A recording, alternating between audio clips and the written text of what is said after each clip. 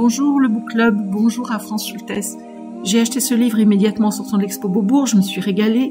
Donc j'ai découvert que Pierre Bourdieu était aussi photographe. C'est vraiment pour moi de la belle photo humaniste. Et on sent une certaine douceur dans ses portraits, un immense respect. France Culture, le Book Club, Zoé Sfez. Des images en noir et blanc, un regard sur une Algérie en pleine mutation. Cette Algérie, c'est celle des années 50, 60. Une femme en voile intégral qui file en scooter sur une route, des ouvriers qui travaillent à la chaîne dans les champs, et une plume des mots précis qui font émerger une théorie complète et cohérente du monde social. Une plume qui va compter dans l'histoire de la sociologie au menu de votre book club aujourd'hui. Ce regard de photographe et ces mots de sociologue appartiennent au même homme, Pierre Bourdieu, et il se déploie dans un livre, Images d'Algérie, une affinité élective, récit en images de son expérience fondatrice en Algérie, expérience qui convertit un jeune philosophe en sociologue. On en parle aujourd'hui avec le sociologue Franz Schultes, fondateur aussi, cofondateur de la Fondation Pierre Bourdieu, qui a co-conçu ce livre, qui est une réédition et qui a aussi été à la manœuvre de la superbe exposition qu'on peut découvrir à Beaubourg. À 15h50, rendez-vous avec Nicole Vulser pour sa chronique qui racontera les splendeurs et misères des livres de cuisine. Et en fin d'émission, comme chaque jour, on se quittera en musique avec le grand jeu des pages musicales. Bonjour Franz Schultes. Bonjour, merci bien de l'invitation. Mais c'est nous qui sommes ravis de vous accueillir dans ce book club. Alors on est d'autant plus ravis que moi-même je suis une nouvelle membre de ce club. J'en suis l'hôtesse le temps que Marie Richeux, qui est un peu souffrante et qu'on embrasse beaucoup, nous revienne. Franz Schultes, vous êtes sociologue, vous êtes président de la Fondation Pierre Bourdieu. Vous êtes professeur de sociologie à l'université Zeppelin, c'est en Allemagne. Vous avez travaillé beaucoup sur la production artistique, le marché de l'art, sa mondialisation. Mais vous êtes ici parce que dans les années 80, vous avez travaillé au Centre de sociologie européenne à Paris et vous avez fait la rencontre de Pierre Bourdieu. Vous avez ensuite cofondé, en 2005, après sa disparition, cette fondation éponyme qui a vocation notamment à contribuer à diffuser sa sociologie en Allemagne. C'est vous qui avez co-conçu, qui préfacé et qui aussi dialogué avec Pierre Bourdieu dans ce livre. Cette rencontre, elle est fondamentale dans votre vie. Alors ici, dans le Book Club, on a pour coutume de commencer par un questionnaire qui questionne un peu votre rapport à la langue, à la lecture, à l'écriture. Et ce dialogue avec Pierre Bourdieu, que vous continuez depuis un bon bout de temps maintenant, nous donne envie de nous poser la question, à quel moment dans votre vie, vous avez rencontré Pierre Bourdieu? Sans doute, on peut se douter par l'écriture? Par la lecture? Après la lecture, après avoir pas mal utilisé Pierre Bourdieu dans les cours, je l'ai rencontré en 86, par hasard. On s'est très bien entendu tout de suite, il était très généreux. J'étais malheureux à l'université en Allemagne. Il m'a dit, mais venez donc un peu ici. J'ai dit, mais comment je ferai ça? Il a dit, mais il y a des bourses, descendez un étage et renseignez-vous. Et le même jour, j'avais une bourse pour venir. Je suis resté une année à la Maison des sciences de l'homme. Et j'étais donc chercheur associé au Centre de sociologie européenne. C'était parfait. Et c'est devenu durable. Je suis resté donc chercheur associé jusqu'à la mort de Pierre Bourdieu. Alors attendez, là on a fait comme si c'était absolument évident que vous l'ayez rencontré comme ça par la lecture. Vous l'avez lu en français ou vous l'avez lu en allemand quand vous? J'ai lu en français. En français. Je suis allemand, j'habite la Suisse, mais je connais la France parce que j'ai fait une partie de mes études en France. J'ai fait une licence en sociologie à Nancy, et donc je connais un peu la sociologie française. Et alors, est-ce que vous avez un souvenir de la première fois que vous lisez du Bourdieu? Parce qu'en plus, on va y revenir, mais la langue de Bourdieu, elle est célèbre en France pour être à la fois fascinante et puis laborieuse, même pour des Français parfois. Quel est le souvenir que vous avez? Vous vous rappelez de ce que vous avez lu ou découvert en premier et de ce que ça a produit? C'est La Distinction. C'est le livre qui a eu le plus de succès, qui a été traduit en allemand 2 ans après sa parution en France. J'ai utilisé ce livre dans un cours. Les étudiants étaient horrifiés. Le style ne passait pas. La traduction en allemand rendait encore plus compliqué les choses. Et il fallait beaucoup bosser pour faire passer le message. Mais ça valait la peine. Et après, il y avait plein d'autres écrits que j'ai lu avec beaucoup d'intérêt. Et une fois que j'ai fait la connaissance, quelque chose s'est rajouté à l'impression que j'avais par les livres. Le personnage de Bourdieu, qui était quand même très exceptionnel, il avait un charisme imposant. Et le contact avec lui m'a rendu encore plus transparent les messages qu'il envoyait. Oui, c'est ça, parce que la transparence n'est pas évidente de prime abord quand on lit du Bourdieu. Pas du tout. Pas du tout. Il le savait lui-même qu'il écrivait dans un style très compliqué. Il se justifiait en disant on ne peut pas parler simplement des choses compliquées. Mais ça justifie pas tout parce qu'on peut faire des phrases plus courtes et on peut y arriver par d'autres voies. Il disait que souvent, il a été interviewé là-dessus. Bon, et si on a vécu cette expérience que j'ai moi-même vécue, d'avoir 19 ans, 20 ans et de devoir analyser un texte de Bourdieu à la faculté, on peut souffrir. Il disait que c'était aussi une forme de souffrance pour lui, l'écriture. Ça avait l'air difficile. Oui, c'était très difficile, effectivement. Quand il parlait, c'était nettement plus simple. Et si vous aviez pu suivre des cours au Collège de France, c'était sa pensée en mouvant. On pouvait suivre sa façon de réfléchir en parlant. Et là, c'était beaucoup plus simple de capter les significations. Alors là, on va y revenir parce qu'il y a beaucoup d'extraits d'œuvres différentes de Bourdieu qui vont accompagner ces clichés qui sont un peu la découverte. Et là, il se passe quelque chose de très particulier avec cet ouvrage. On va y revenir. C'est qu'on lit Bourdieu et on regarde ce que Bourdieu regarde avec lui. Donc, il y a aussi une facilitation du langage. Dans ce livre, il y a un entretien que vous proposez, un entretien que vous avez avec Pierre Bourdieu avant sa disparition, au moment où il vous fait découvrir ces photos qu'il a prises en Algérie. On va revenir sur ça, mais vous avez un échange justement sur la littérature. On sait aussi qu'il y a très grandes archives de Bourdieu où il y a notamment sa très très large bibliothèque. Oui. Alors vous citez quand vous essayez de parler de ce que produisent l'impression de ces photos, vous citez Günter Grass, oui. Et lui vous parle d'Arnaud Schmitt. Quel était le lien justement à quoi ça vous fait penser? Pourquoi vous avez cité Günter Grass quand vous avez découvert les photos de cet homme? C'est venu un peu plus tard. On avait un rendez-vous avec Günter Grass, Pierre Bourdieu, Günter Grass. C'est Arte qui avait enregistré et ça passait dans les deux langues, dans des télévisions des deux côtés du Rhin. C'était une rencontre très très spécifique. Günter Grass venait d'obtenir le prix Nobel. Et ça le rendait encore plus grand. Pierre Bourdieu était tout petit à côté. C'était une rencontre mémorable. Et Günter Grass laissait tomber pendant cette discussion que la sociologie ne faisait pas rire. Elle était très austère. Et après, en discutant avec Pierre Bourdieu, il me dit « Mais qu'est-ce qu'ils s'imaginent les gens ?» Tout le monde me dit ça, que c'est très austère, qu'il y avait l'école de Chicago, il y a 50 ans avant. Ils ont fait des photos et une sociologie visuelle et on me reproche de pas le faire. Mais ils me méconnaissent totalement. J'ai fait exactement cela il y a 40 ans. Et donc, on a commencé à parler de ces photos. Il a dit « Mais vous devriez une fois les regarder. » Et j'ai dit « Mais comment ça ?» Il dit « Je vais vous les montrer. » Il les a fait préparer. Ils étaient dans des cartons à chaussures, à objets divers. Et il sortait ces photos. Il les a mis en ordre. Et après, une fois vu ces photos, j'étais convaincu, mais vraiment convaincu, qu'il fallait les publier, qu'il fallait les montrer au public, parce que c'était un peu la face cachée de Bourdieu. C'est la face cachée de Bourdieu. C'est un autre Bourdieu qui se montre affectueux, tendre, doux, empathique, proche des gens. Et je crois que c'est important de montrer cette autre façon de faire la sociologie à travers la photo.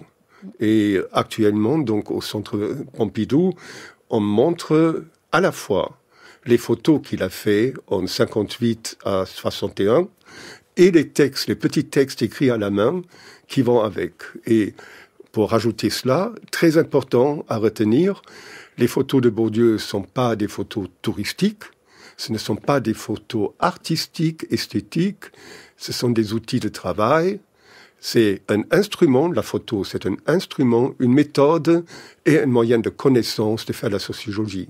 Et ça, donc, on va y revenir, évidemment. Un autre type on découvre un autre type de Bourdieu. Ça, c'est fascinant. Mais alors là, c'est quand même assez fou ce que vous nous dites. C'est-à-dire que c'est de la rencontre avec Günter Grass et de cette remarque que surgit sa volonté, en fait, de vous dire, mais moi aussi, j'ai fait des choses qui ressemblent à ça. Ça déclenche quelque chose. La littérature déclenche toujours des choses, même chez les sociologues. Alors ça, c'est fascinant.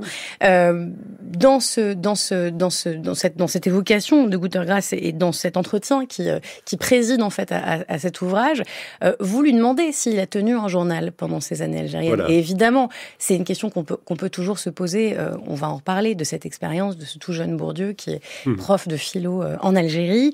Et on se dit...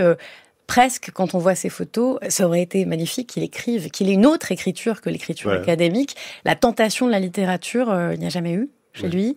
Elle n'a pas eu lieu. Oui, juste pour donner une indication plus précise, il a fait 3000 photos en tout, il faut s'imaginer ça, en temps de guerre. Et il les a traitées de façon très méticuleuse. C'était très cher à Bourdieu, ces photos. Et il me dit, dans les divers entretiens qu'on a eus, j'ai pas eu le temps de tenir vraiment un cahier ethnographique. Et c'est très dommage, un journal. Et il a dit, mais je me souviens de tout. Quand je regarde des photos, chaque moment m'est encore présent. Et j'ai dit, on pourrait faire une sorte de histoire orale, oral history. On prend les photos, on se met autour d'une table, vous regardez ces photos et vous racontez le contexte, comment vous êtes arrivé dans tel endroit, etc. Il a dit, oui, on va faire ça, c'est une bonne idée. Il est mort trop vite, trop jeune, et on n'a pas pu réaliser. Et donc, avec Christine Friesing-Helly de Camera Austria, qui était déjà partenaire de ce projet en tant que spécialiste de la photo, on a dû finir ce projet sans Pierre Bourdieu, mais on a essayé d'être le plus proche possible de l'esprit qu'il avait évoqué aussi en parlant des photos. Ouais, il nous manquera toujours son oralité, sa parole à cet endroit-là et cette forme peut-être de littérature orale de Bourdieu qu'on n'aura jamais, mais il nous reste ces photos. Ouais. On va évidemment parler à la fois de ce livre, de ces photos plus en profondeur, mais juste avant, on va écouter l'une des voix les plus importantes en Algérie, en Kabylie, qui a bercé les oreilles des Algériens et aussi de ceux qui sont ici en France, j'ai nommé l'immense Idir.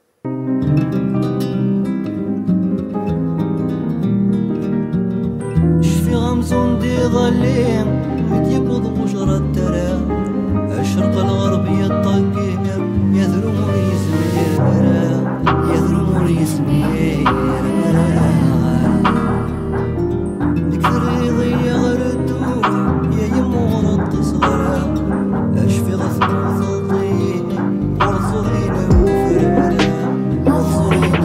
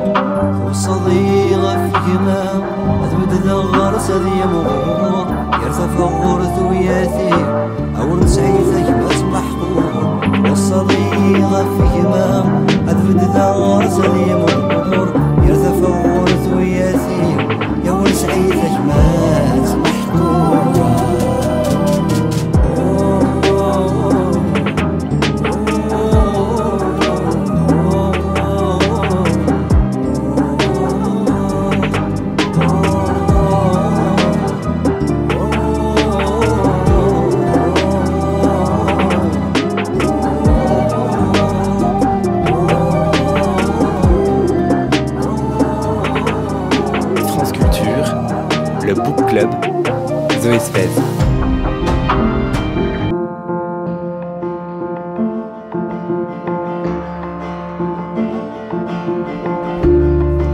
Ses concepts, sa sociologie sont sans doute parmi les plus prégnants. Les notions qu'il a développées font presque partie de notre vocabulaire, parfois d'ailleurs à tort, de celui des médias, les concepts de champ, d'habitus, de reproduction sociale, de capital symbolique. On s'en sert tous les jours. Et dans ce livre, Images d'Algérie, une affinité élective, paru chez Actes Sud Simbad Camera Austria, on découvre un Pierre Bourdieu photographe. Passé par l'Algérie une première fois en 55 pour y faire son service militaire, il y retourne donc entre 58 et 61. Il y enseigne la philosophie et là, en autodidacte, avec ses étudiants, il arpente un pays marqué bien sûr par le fait colonial, par la guerre, par le déracinement des paysans, par une immense pauvreté et se convertit, il utilise ce terme religieux, à la sociologie. Ce qu'on ne sait pas, et ce que même vous ne saviez pas, Franz Schultes, c'est qu'à l'époque, il est armé d'un petit appareil et qu'il va prendre plus de 2000 clichés. Ce geste de la photographie, comme une manifestation de la distance de l'observateur qui enregistre et qui n'oublie pas ce qu'il enregistre, convient en fait parfaitement à la théorie de la pratique qu'il est en train de développer, d'initier. Ces photos, en fait, c'est peut-être la pièce manquante pour comprendre cette conversion à la sociologie de Pierre Bourdieu, pour comprendre Pierre Bourdieu tout court, une conversion en fait qui passe par le regard. Et pourtant, ces photos, il ne va pas les montrer avant un très long moment, puisque ce n'est qu'à la fin de sa vie, et il ne vivra pas pour voir l'exposition, que vous finirez par les montrer, vous, Franz Schultes, évidemment avec d'autres, dans une exposition que vous organisez à l'Institut du Monde Arabe. Ça, c'était de janvier à mars 2003, et qui réunissait à l'époque 150 clichés, et dont il y a eu un livre, première mouture de celui-ci, qui était le catalogue. Et en fait, en 2017, vous retrouvez de nouveaux clichés, de nouvelles épreuves, qui vont donner lieu à une nouvelle sélection qui est présentée en ce moment dans une exposition assez géniale au Centre Pompidou à découvrir jusqu'au 10 mars, et donc à une version rééditée de cet ouvrage co-conçu, donc on l'a dit, avec Françoise Frizinghelli. On va revenir sur sa structure, sur ce qu'on y trouve, évidemment, mais vous l'avez dit, en fait, on connaît le travail de Bourdieu sur les médias, sur le musée, sur les images, sur la photographie. Vous deviez le connaître, puisque vous travailliez avec lui à cette époque-là. Et en réalité, vous, et d'ailleurs la plupart de ses lecteurs, de ses proches, est-ce que vous connaissiez l'existence de ces images ? Oui, c'est tout à fait paradoxal, parce qu'on aurait dû les connaître. Sur ces ouvrages, les textes d'Algérie, le déracinement, Algérie 60, il y a des photos sur les couvertures. Mais il n'y a pas marqué photo de Pierre Bourdieu. Il a renoncé à cela. Il faut se demander pourquoi. Et dans un entretien, je crois même dans l'entretien qui est dans ce livre, on en a fait plein d'autres, il disait, on avait une drôle de culture au début avec l'équipe au Centre de sociologie européenne. On s'est interdit toute utilisation d'aspects esthétiques. On voulait être loin de ceux qui prétendent être artistes. Et il dit 40 ans après, je regrette cela. Je regrette parce qu'on s'est interdit des choses importantes.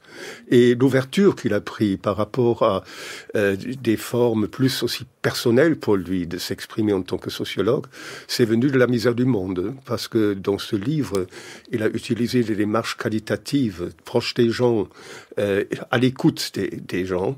Et je crois que ça lui a donner aussi l'ouverture vers une autre voie de faire la sociologie, moins académique, moins théorique. Et la photo correspondait un peu à cette démarche qualitative. Et ça a rendu la chose plus facile de faire sortir ces photos des cartons. Des cartons, alors ça c'est assez fou parce qu'effectivement il le dit dans cet entretien, ce passage en Algérie, alors on va y revenir, mais c'est un moment complètement fondamental dans sa vie en réalité. Absolument. C'est totalement fondamental que certains de ceux qui le lisent beaucoup et qui le vivent de manière très préoccupée par la société française, qui connaît beaucoup mieux et dont les livres les plus célèbres, La misère du monde en est un, mais La distinction, etc., concernent des champs en fait auxquels il appartient. En réalité, ce moment, il est très fondateur, mais effectivement, il le dit, comme il va entrer en sociologie, il a l'obsession de l'académie, c'est-à-dire d'avoir la qualité de l'académie. J'ai envie qu'on l'écoute, Pierre Bourdieu, sur justement cette espèce de dualité et la manière dont il vivait ce qu'il était. Est-ce qu'il était sociologue? Est-ce qu'il était ethnologue? La question de la définition qui le hantait un peu, c'était dans les excellentes émissions Le Bon Plaisir sur France Culture, on était en 90. Je me suis avoué que j'étais ethnologue très tard. Je pensais que je faisais de l'ethnologie provisoirement, puis j'allais revenir à la philosophie. Et je me suis avoué que j'étais sociologue très tard. C'est-à-dire, j'ai continué pendant toute l'époque où j'ai écrit Les Héritiers, par exemple. Pour moi, Les Héritiers, c'était un peu comme les travaux que j'ai fait sur l'Algérie, c'est des travaux de science militante. C'est-à-dire, je disais, bon, il faut que, en tant que chercheur, sur des problèmes très, très brûlants, je donne la vision scientifique, quoi. Bon, alors il y avait ces étudiants, je les voyais mal adaptés, je sentais bien qu'il y avait une nouvelle catégorie d'étudiants qui accédaient au système scolaire, etc. Bon, j'étudiais les systèmes de parenté, les systèmes rituels, le crapaud, la grenouille, on fait tourner 7 fois dans le sens, etc. Bon, je faisais des choses tout à fait éloignées de ça. Et les deux choses se sont baladées parallèlement pendant très longtemps, et je pense, au fond, ça a été un peu la chance de ma vie, c'est-à-dire que j'ai fait communiquer des univers théoriques qui communiquaient pas du tout, parce que actuellement, au fond, au temps de Durkheim, on était à la fois, la distinction sociologie, ethnologie n'existait pas. Au fond, des gens comme Mauss ou comme Durkheim se pensaient, leur œuvre passe de l'un à l'autre, alors que, au fond, pour ma génération, ces deux univers, ce sont deux univers complètement séparés. C'est pas la même formation, c'est pas les mêmes problèmes. De temps en temps, les sociologues font de l'anthropologie amusante, des analogies sauvages, ils parlent de rituels comme ça, sans réfléchir. Et de temps en temps, les anthropologues se mêlent de parler du monde d'aujourd'hui, en général de manière imprudente, etc. Bon. Et alors moi, il se trouve donc que comme j'ai eu cette sorte de double vie pendant très très longtemps, j'ai pu tirer parti au fond des limites de deux problématiques et beaucoup d'effets scientifiques, je crois, importants, sur la théorie des classes sociales, par exemple, sont venus du fait que je faisais passer dans un univers des problèmes qui étaient très forts dans l'autre.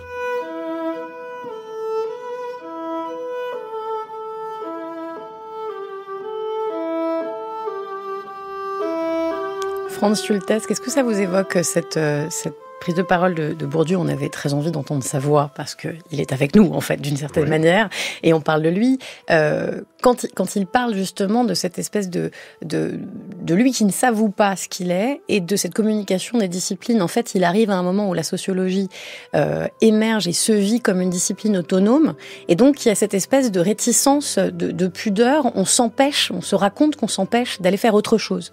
Mmh. Oui, ce que vous avez pris comme citation de Bourdieu, parlé par lui-même, reflète très bien une drôle d'entrée en sciences sociales par Bourdieu. Il était autodidacte, vous l'avez dit tout à l'heure, il n'a pas fait d'études de sociologie, ni de technologie, ni d'anthropologie, et il est philosophe, il part en Algérie avec sa thèse dans le sac à dos, il voulait faire une phénoménologie de la vie affective, des structures temporelles de la vie affective, et il n'a jamais terminé. Ben oui. Et une fois arrivé en Algérie, il dit « Je ne peux plus faire le philosophe. Il y a des choses tellement urgentes, tellement scandaleuses, et il faut que j'intervienne. Et ma manière d'intervenir, c'est avec les moyens de bord. Je suis intellectuel, je suis capable de faire un livre, et il fait ce livre déjà en 58, Sociologie de l'Algérie, il l'appelle. Et à partir de là, il commence à faire du terrain, il utilise toute méthode disponible, il est très inventif, et sa grande qualité, c'est d'être non discipliné, dans le sens de l'académie. Il peut se permettre de transgresser toutes les normes méthodologiques. Il peut combiner le quantitatif, le qualitatif. Toutes les séparations académiques habituelles, il les trouve artificielles et il ne se soumet pas. Et ça donne à ses départs en tant que chercheur une très grande originalité. Alors, c'est passionnant que vous nous rappeliez ça. Est-ce que vous pouvez nous raconter ce qui se passe justement dans ces 3 années où il est philosophe, donc où il part avec des étudiants, parce que je rappelle qu'il ne parle pas arabe. Il y a notamment une personne qui va beaucoup l'aider, Abdelmalek Sayad, qui est une personnalité très forte et qui va lui servir à la fois d'interprète et puis qui va lui introduire un peu un endroit où en fait il est complètement perdu, parce que la société algérienne elle-même est bouleversée, violentée par des années de fait colonial, et puis parce qu'on est dans ce moment très très particulier. Et d'ailleurs, il ne cesse de le dire, absolument pas dans ses textes, mais dans les entretiens qu'il fournit avec vous, qu'il est absolument dépassé. Il est perdu dans cette espèce d'avalanche de réalité qui lui arrive en face. Oui. Quand il raconte ces années-là, on voit qu'il était dans une effervescence permanente. Il travaillait 16-18 heures par jour. Et dans son équipe, une petite équipe d'étudiants, il y avait Sayad, qui effectivement était d'un côté son élève, et de l'autre côté, il était son informateur ethnographique, qui le guidait. Et c'est Sayad qui devenait en partie aussi son professeur de langue et professeur de coutumes kabyle, etc. Donc c'est devenu... version de rapport de domination. Voilà, tout à fait. Et Bourdieu, d'ailleurs, c'était assez bizarre comme idée, mais je trouve ça chouette. Il disait à Sayad, après tu viens avec moi dans mon pays, le Béarn, et on va faire des recherches sur les sauvages de chez moi. Et c'est toi qui vas faire d'ethnologue. Donc, c'est un couple, un duo, un tandem formidable. Et ils vont le rester jusqu'à la mort de Sayad.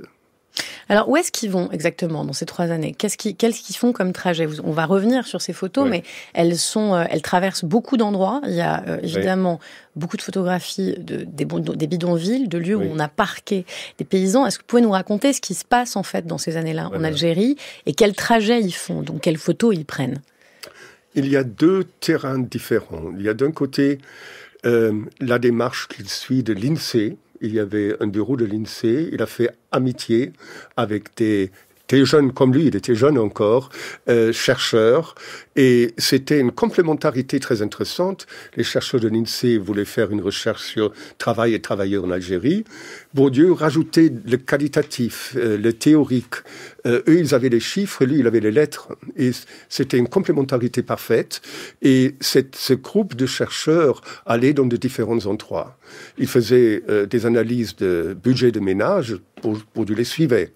Il a pris un sous-échantillon et il faisait du qualitatif pendant que les autres faisaient que du quantitatif. Et ça enrichit. Pour rappeler à ceux qui ne le sauraient pas, donc le qualitatif, c'est quand on mène un entretien et qu'on a des réponses ouvertes, alors que le quantitatif... Voilà, on fait parler les personnes à qui on s'intéresse. On veut capter leur vision du monde, leur vision d'eux-mêmes, et en les faisant parler, on a accès à cette réalité vécue. Tandis que le regard méta, à travers des masses de données statistiques, ne donne pas le même accès. Et donc les gens de l'INSEE offraient les analyses quantitatives, lui il venait avec des observations très fines, et c'était parfait comme combinaison.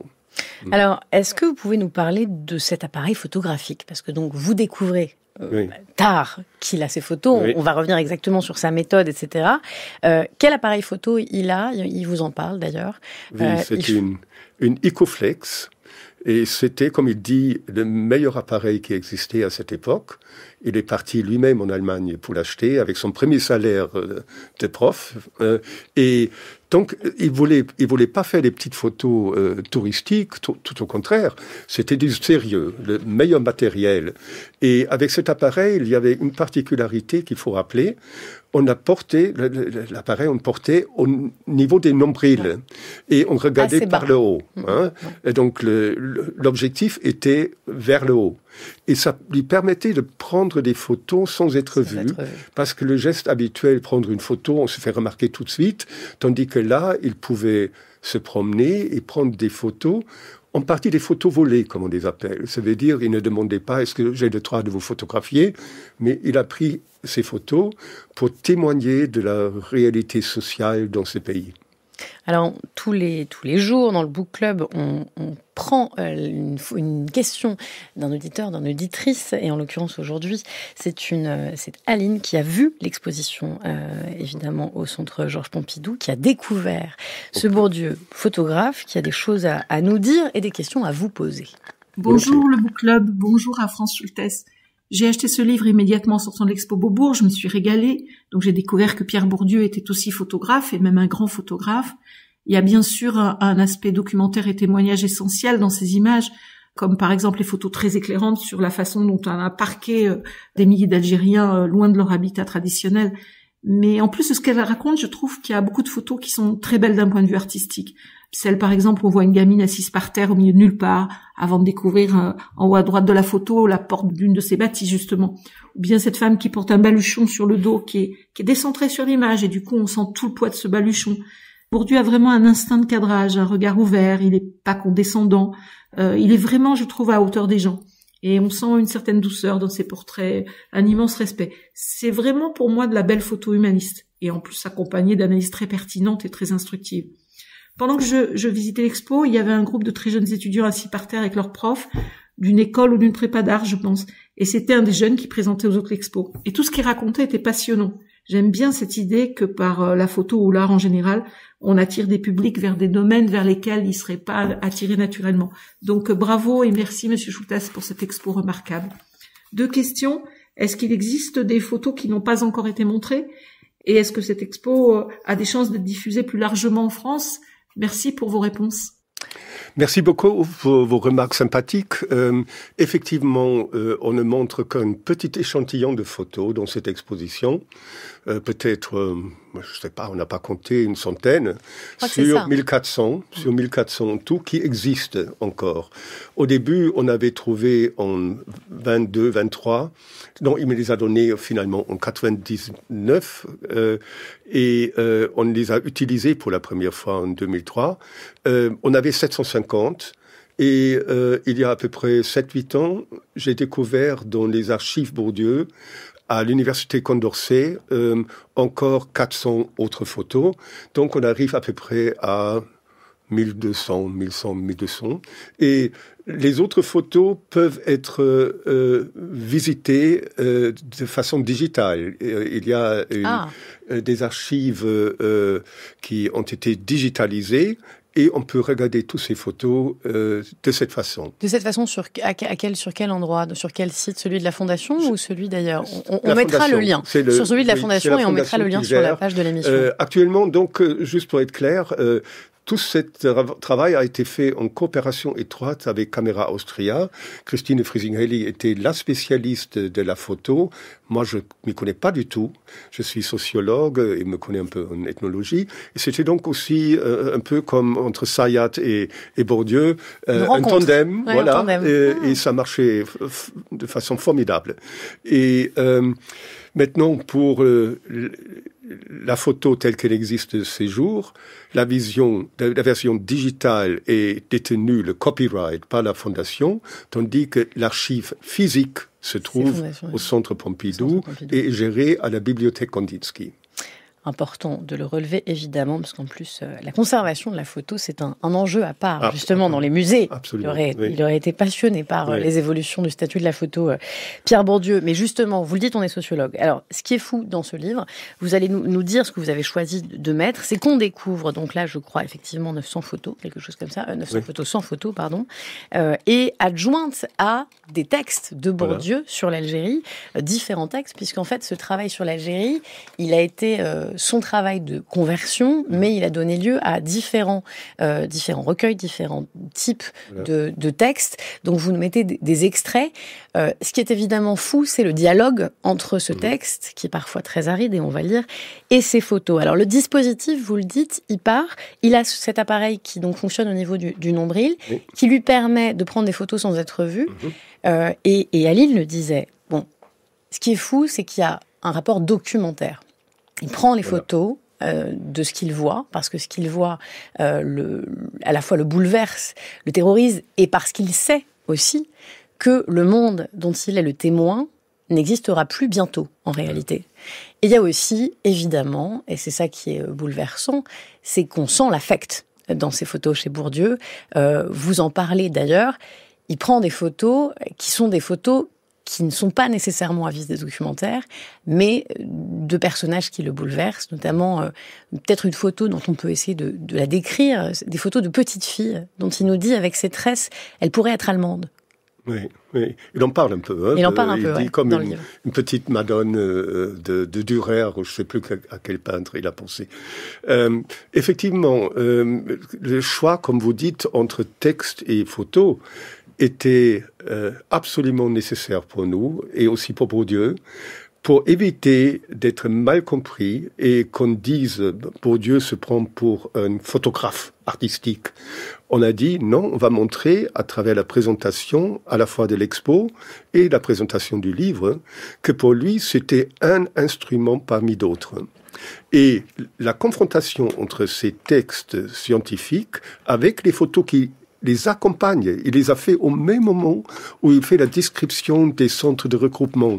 Il prend ces photos de l'architecture, des gens un peu déboussolés, de toute la misère qui est réunie dans ces camps. Et donc les deux vont ensemble.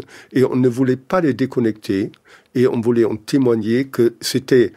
J'ai utilisé le mot témoigner, et il parle lui-même de témoignage, il voulait témoigner de la situation là-bas. Et pour lui, c'était aussi pas seulement une action scientifique, mais aussi politique. Comme il disait dans l'entretien, je voulais montrer aux gens à la maison, en France, ce que ça veut dire colonialisme, et ce que le colonialisme a fait avec ce peuple. En fait, on voit que ça participe exactement à la même démarche. C'est-à-dire que cette conversion par le regard, c'est parce qu'il regarde la société algérienne qu'il a envie de produire un discours sociologique sur qu'est-ce que c'est une société colonisée, qu'est-ce que ça fait dans les espaces, qu'est-ce que ça fait dans la manière dont on se définit soi-même. Et en réalité, voir ce regard incarné dans les photos, c'est quelque chose à la fois très précieux et de complètement fou. Est-ce que vous pouvez nous parler de la manière dont il les répertoriait? Parce que, on l'a compris, en fait, au moment où il vous en parle, il en a perdu une partie dans des déménagements, il sait plus où elles sont, en fait. Il n'a pas lui-même gardé. Mais pourtant, vous dites qu'il y a ces annotations. En fait, il était très méthodique dans la manière dont il les gardait, ces photos. Oui.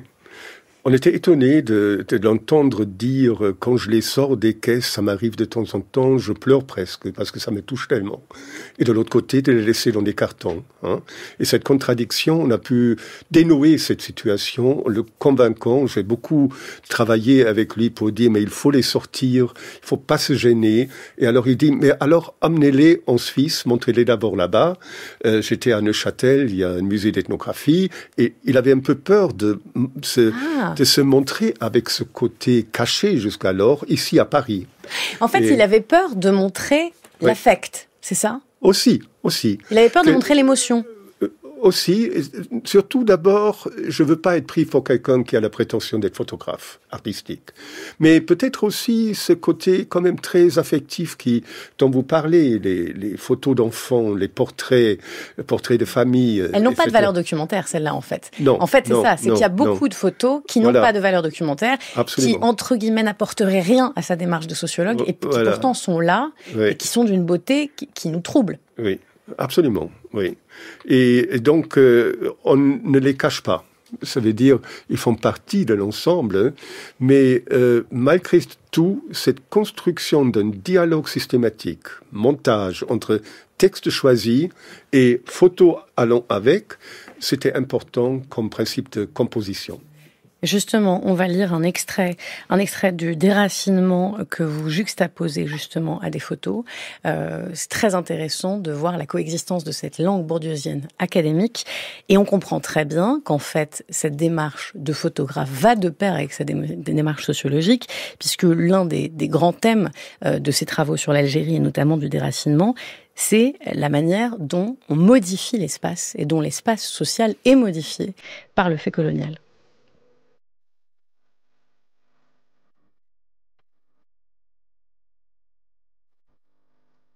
En premier lieu, l'intervention des autorités et le simple fait du contact entre des groupes différents par leur histoire récente et par leur degré d'acculturation déterminent une accélération du processus de changement culturel. L'action des responsables s'inspirait de l'intention implicite ou explicite de, entre guillemets, faire évoluer les populations algériennes vers des structures sociales et des attitudes de type occidental. À l'unité clanique ou familiale, à base généalogique, on entendait substituer l'unité villageoise, à base spatiale. À la famille étendue, composée de plusieurs générations vivant en indivision, le ménage au sens occidental. Ainsi, en nombre d'endroits, les regroupés ont été contraints de construire autant de maisons qu'il y avait de ménages. Certains ont dû bâtir la maison de tel ou tel de leurs parents émigrés. Parfois, il a fallu que l'émigré lui-même vînt s'acquitter de cette obligation. L'habitat séparé accentue et accélère l'affaiblissement des liens familiaux. Chaque famille a désormais sa propre marmite, son propre budget, de même qu'elle avait déjà le plus souvent sa propre terre. En outre, le rapprochement de groupes différents, l'émiettement des communautés, l'influence dissolvante de la situation de bidonville et la précarité des conditions d'habitat tendent à affaiblir les liens coutumiers et déterminent l'apparition de solidarités d'un nouveau type, fondée sur le voisinage et avant tout sur l'identité des conditions d'existence.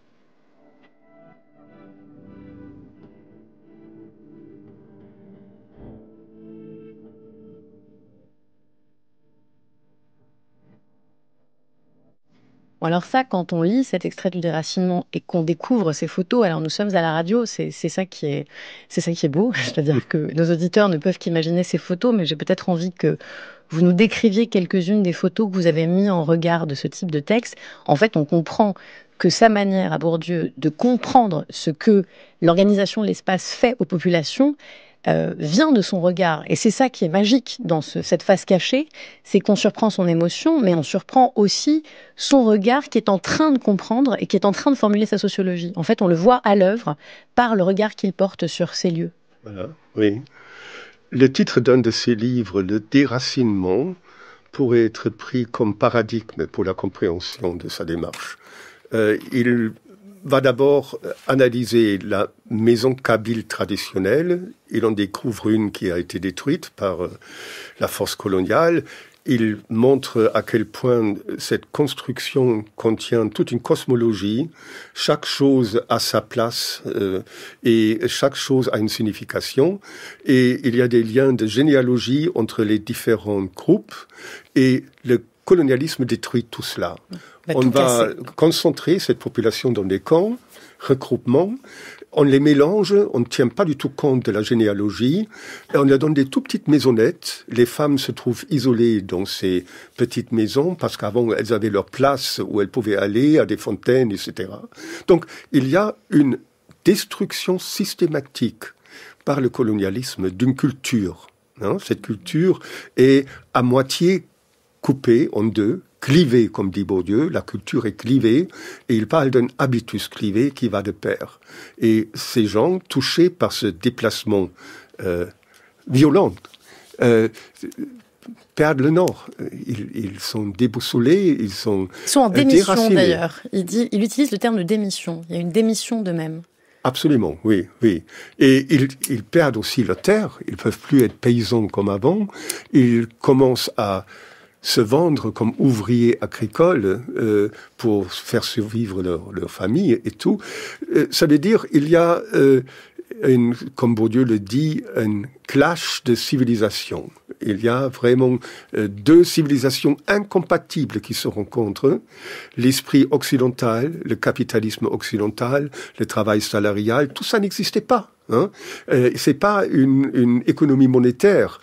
Et donc, Bourdieu essaye de montrer les blessures profondes que cette culture prend, et il dit que c'est irréparable. C'est ça un peu son pessimiste. Il dit que c'est irréparable. Alors ça s'incarne dans des photos qui sont souvent absolument folles, donc de messieurs arabes qui sont en costume et qui sont en train de faire du travail à la chaîne dans des champs qui sont reliés par des tubes. Il y a ce choc à la fois de vraiment sur la même image, dans la coexistence du champ, de grands panneaux modernistes à la française et de ces figures. Est-ce que vous pouvez nous décrire peut-être une photo pour vous qui dirait bien ça ? Effectivement, la photo, il y a toute une série de photos qui touchent ces ouvriers agricoles et qui, jusqu'alors, avaient leur petit champ autour de leur maison. Et c'était toute la famille qui travaillait collectivement là-dessus. Et tout à coup, on voit cet homme adulte enchaîné dans une sorte de machine humaine et qui marche au même trot pour mettre des phosphates dans les vignes. Et en plus, il y a ce paradoxe que l'industrialisation de l'agriculture se fait encore plus vite en Algérie qu'en France. De manière encore plus violente, en fait. La productivité, par exemple, des vignes est supérieure parce qu'il y a, comment dire, on saute de 0 à 100 à l'heure. Ces populations étaient disponibles, c'était un prolétariat, sous-prolétariat, on pourrait dire, une main-d'œuvre qui pouvait être achetée facilement, et donc la productivité, il va très très vite, et pour les gens concernés, ce déracinement va de pair quand même avec la perte de toutes leurs valeurs traditionnelles de travail, qui étaient toujours organisées collectivement. Alors, ce qui est fou, évidemment, dans ce corpus de photos et dans ce travail de Bourdieu, de ce jeune Bourdieu qui est parti philosophe et en fait qui revient sociologue d'Algérie, oui. C'est quand même ça qui s'est passé, c'est que, évidemment, quand il revient, et vous l'avez dit dans cette relation avec Abdelmalek Sayad, il y a tout de suite, évidemment, qui s'impose à lui et en fait qui, par ailleurs, sans doute, appert dans son esprit, et il sait qu'il veut travailler dessus, par le truchement de cette expérience en Algérie, c'est-à-dire ses origines à lui, les paysans du Béarn, qui sont là, qui sont dans sa tête, et on sent qu'en fait, c'est par ce regard sur l'Algérie, qui était un lieu d'une violence inouïe, et auquel il ne comprenait rien, il le dit, il ne comprend pas la langue, il ne comprend pas les termes des tribus dont on lui parle, les termes agricoles au début, il lui manque tous les codes, et en réalité, pour comprendre ce qui se joue, il pense à ces paysans béarnais, et c'est aussi grâce à l'Algérie qu'il va avoir envie de regarder la France. On écoute une archive de Pierre Bourdieu qui s'exprime à Berbère Radio-Télévision. C'était en 2001. J'étais en Kabylie et quand j'interrogeais tout ça, bon, je me méfiais quand même de ce que me racontaient les vieux Kabyles, tout en les admirant beaucoup, parce que je savais que d'autres me disaient, tu sais, ils racontent ça, mais enfin, bon, quand même, quand on peut s'arranger, on s'arrange. Hein. Il y a la règle d'honneur, et puis toute règle à sa porte. Ta bourse, ça existe, il faut pas oublier. Bon, alors je savais ça. Alors quand il me racontait, je me disais, bon, si c'était un vieux paysan béarnais qui me raconte ça, qu'est-ce que je croirais? J'en prendrais et j'en laisserai. Bon. Et alors je me suis dit, je me sers de ces paysans béarnais comme instrument pour contrôler les Kabyles, mais seulement il faut que je contrôle mon instrument. Et donc je vais aller faire une étude sur le Béarn. Et j'ai fait une étude à la même époque, et Sayad d'ailleurs était venu. Je travaillais avec Sayad sur le livre Le Déracinement, et voilà. Alors le soir, on rédigeait, on travaillait, etc. Et dans la journée, on faisait des interviews dans le Béarn. Bon, et avec l'idée à la fois, bien sûr, d'étudier le Béarn, mais aussi d'étudier la comparaison entre les deux, et surtout aussi de m'étudier moi-même. Surtout de m'étudier moi-même. En fait, est-ce qu'il aurait pu devenir sociologue sans ce passage en Algérie, Pierre Bourdieu, selon vous? Non, je crois que c'était une expérience biographique qui a déclenché une métamorphose. Il parle lui-même d'une conversion biographique, vous l'avez cité, c'est une notion religieuse normalement, mais conversion biographique veut aussi dire on peut, grâce à des événements spécifiques, être dérouté à un tel point qu'il faut se reconstruire. Et effectivement, dans cette situation en Algérie, il était confronté aussi à son propre inconscient, parce qu'il souffrait d'être béarnais, il souffrait de la langue, il avait honte de sa langue, il faut s'imaginer ça, peut-être même honte de sa famille. Et si maintenant, sous le sous-titre du livre, c'est une affinité élective, ça veut dire que Bourdieu pouvait s'identifier profondément avec ce qu'il a vécu en Algérie, cette façon d'être perdu. Il faisait donc au Béarn l'analyse du célibat forcé des paysans, les aînés, qui trouvaient plus de femmes, parce que la modernité est rentrée dans le pays. Les femmes n'avaient plus envie de devenir des paysannes. Et il a vécu le déclin de toute une culture de sa région à lui. Et donc, c'était un parallélisme qui l'intéressait beaucoup. Après cette expérience algérienne et ces 2000 clichés, est-ce qu'il a continué à faire de la photo? Très bonne question. Il m'a dit, j'ai arrêté parce que j'ai cassé Lycoflex aux États-Unis lors d'un voyage. Et c'était une excuse bidon. Il aurait eu les moyens pour la racheter. Je pense que, en partie, c'est le fait au lieu de rester photographe, sociologue et faire une sociologie visuelle, il a fait une objectivation sociologique de la pratique photographique. Il a commencé avec la photo et les paysans, donc au Béarn. Il a fait des analyses comment les paysans se soumettent à des règles très strictes, qu'est-ce qu'on peut montrer en photo et non, qu'est-ce qui est légitime et pas. Et après, il a fait cette grande recherche qui s'appelle un art moyen. Et peut-être on pourrait soupçonner, puisque lui-même il avait une pratique sociologique, qui se laissait alors classer à l'intérieur de... Il s'est auto-classé dans sa propre analyse. Peut-être ne voulait pas être objectivé lui-même. Le risque extrême. Mais il utilisait toujours la photo dans sa revue Actes de la Recherche et dans ses publications. Il faut quand même souligner. Bien sûr, mais pas en tant que photographe. Le Book Club continue et on passe tout de suite à la chronique. France Culture, le Book Club, Zoé Sfez. Comme chaque mardi, c'est vous que l'on retrouve, Nicole Vulser. Bonjour Nicole. Bonjour Zoé. Vous nous parlez de l'économie du livre, mais là vous nous parlez d'autre chose. Absolument. Aujourd'hui, je vais vous parler d'un type de livre dont on ne parle pas assez souvent dans l'émission et qui pourtant suscite un engouement, le livre de cuisine. Et pour cette chronique, j'ai fait de la spéléologie dans ma bibliothèque et j'ai retrouvé le livre de cuisine de Jules Gouffet, ancien officier de bouche du Jockey Club de Paris, qui a été publié en 1881 par la librairie Hachette et Compagnie. Un énorme pavé dans lequel on peut trouver, avis aux amateurs, quelques 28 différentes recettes de perdreaux et en ces temps de fête, un indispensable menu de bal pour 7000 personnes. Là encore, les livres de cuisine restent incontournables dans l'édition. Le Covid, qui avait cloué tous les Français à la maison, leur avait donné envie de mitonner des petits plats et donc d'acheter des livres de cuisine en pagaille. En 2021, près de 7 millions d'exemplaires s'étaient ainsi écoulés et en chiffre d'affaires, le marché français avait atteint un cap de 121 millions d'euros. Depuis, le soufflet est retombé. Les ventes se sont réduites en 2023. Elles ont encore chuté au cours des 10 premiers mois de l'année par rapport à la même période l'an dernier, selon l'Institut Nielsen-IQJFK. Si l'on est optimiste et que l'on considère le verre à moitié plein, on peut dire que cela reste un résultat malgré tout meilleur qu'en 2019, avant le Covid.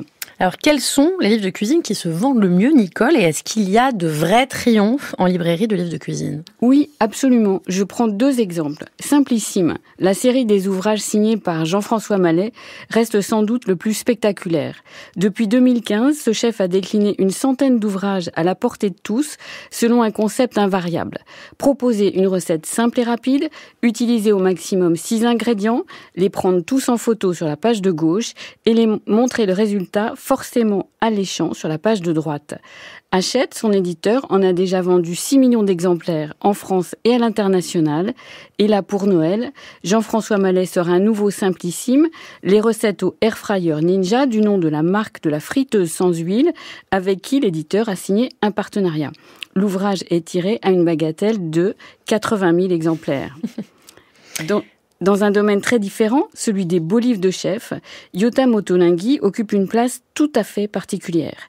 L'idole des bobos qui, grâce à lui, ont découvert l'usage du zaatar, des feuilles de kombava ou du galanga pelé, a vendu près d'1 million d'exemplaires depuis 2013, date du lancement de son premier opus, Jérusalem. Et son tout dernier ouvrage, Comfort, sorti en septembre, réalise un très beau démarrage, en sachant que 40% de tous les livres de cuisine sont achetés entre fin octobre et fin décembre pour aller directement sous le sapin de Noël. Alors, est-ce qu'il y a des modes, Nicole, dans ce secteur, dans ce créneau? Absolument, Zoé. En cuisine comme ailleurs, la dictature des modes s'impose, d'autant plus que les éditeurs doivent se battre. La concurrence entre les livres et la télévision, et surtout les réseaux sociaux, s'exacerbe chaque jour davantage. De plus en plus d'amateurs de cuisine gardent des dizaines de recettes dans leur téléphone. Faire un livre en donnant juste des recettes ne suffit plus. Il faut faire appel à des personnalités. Les grands chefs, Jean-François Piège, Yannick Aleno, Pierre Hermé, constituent bien évidemment des valeurs très sûres, mais les influenceuses comme Raphaël Lelon commencent à percer et les animateurs de télévision ou de radio, Laurent Mariotte ou François-Régis Gaudry, garantissent un niveau de vente très élevé. Autre tendance forte, qui ne se démente pas, l'attrait pour les recettes qui permettent de manger sainement, ne pas manger trop gras, ni trop sucré, mais aussi les ouvrages qui font l'apologie des légumes, ou encore tous les livres permettant d'utiliser les robots pour cuisiner le plus vite possible. Dans un contexte d'inflation, les livres destinés aux plus fauchés s'arrachent comme des petits pains. L'Institut Nielsen IQJFK a analysé le marché de l'édition par le menu. Parmi les principaux segments, la cuisine au quotidien arrive très largement en tête, 44%, suivi par tout ce qui est sain et léger, et la cuisine du monde, 19% chacun, et pour finir, c'est normal, les desserts. Alors, est-ce qu'en matière de cuisine du monde, il y a aussi des modes qui s'imposent ? Bien sûr, Zoé. C'est un moyen de voyager dans son assiette. Après l'engouement absolu pour l'Italie, les livres de recettes sur le Japon ont connu un petit succès. Et depuis peu, la cuisine dite levantine convainc de plus en plus d'adeptes. Même dans les livres de cuisine, on peut faire de la géopolitique. Dans l'espoir d'un rapide retour à la paix, le patron de Solar, une filiale d'Editis, vient de publier Bethléem 90 recettes familiales et traditionnelles de Palestine de Fadi Katan, juste après avoir sorti Chiche, la cuisine israélienne facile de Jonathan Sazon-Cohen. Rien n'est gagné pour autant, des lignes de fracture subsistent puisque même les recettes de falafel diffèrent fortement selon ces deux chefs. Merci beaucoup Nicole. J'en profite pour signaler que la semaine prochaine dans le Book Club, on visitera vendredi 27 décembre la bibliothèque du chef Thierry Marx et on parlera sans doute de livres de recettes avec lui. Votre chronique est à retrouver comme toujours sur l'appli de Radio France.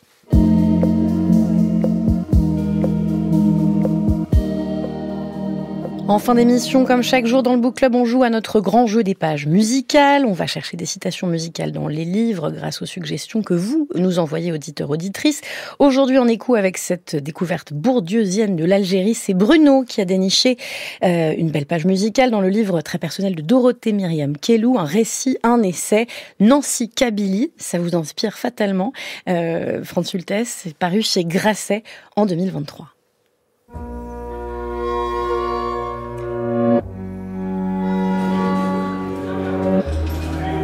Je l'ai rencontré un 17 octobre, une date symbolique. Le 17 octobre 1961, des manifestants algériens qui protestaient à l'appel du FLN contre l'instauration du couvre-feu décrété par le préfet de police Maurice Papon ont été jetés dans la Seine, morts, assommés, certains encore vivants. Je rentre dans un café à 2 pas du pont Saint-Michel où des femmes lancent des gerbes de fleurs dans le fleuve, en hommage. Un homme est attablé au bar. Il est algérien, exilé, fils d'un déplacé.